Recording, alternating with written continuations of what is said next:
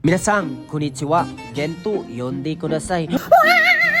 So, watashi no shigoto wa toso desu. Kyou no shigoto wa mendokusai demo omoshiroi. Alam nyo ba, dito sa Japan, natatawag ko yung trabaho ko na omoshiroi kasi napaka-interesting talaga ng trabaho ko. Alam nyo ba, doon sa Pinas, wala talaga akong talent na magbinta.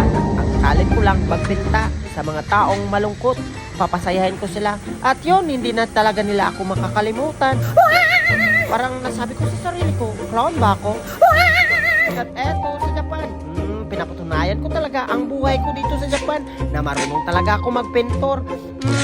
Kaya pinagsikapan ko talaga na magpinta, para lang maging isang pintor dito sa Japan.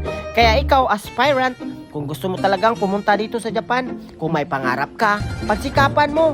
Huwag lang sa may pangarap ka. Pa, may pangarap ako. Pangarap mo ba? Masuntok sa kaliwang kamay ko.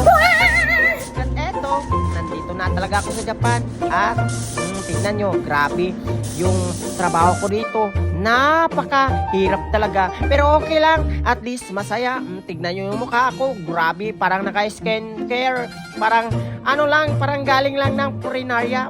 Tignan yung mukha ko, parang clown. Okay lang yan. Pangit man ako ngayon, pero I hope sa next life maganda yung buhay ko. At eto, nagpadala ako ng pera. At grabe, ang lungkot ko talaga.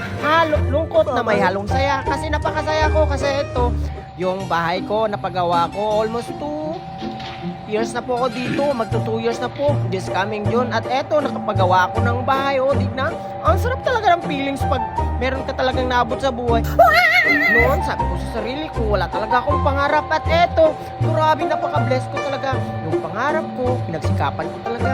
At eto, hindi ito, ano ang tawag dito? Sabi nila, hambugiro. Hindi yan, hambugiro.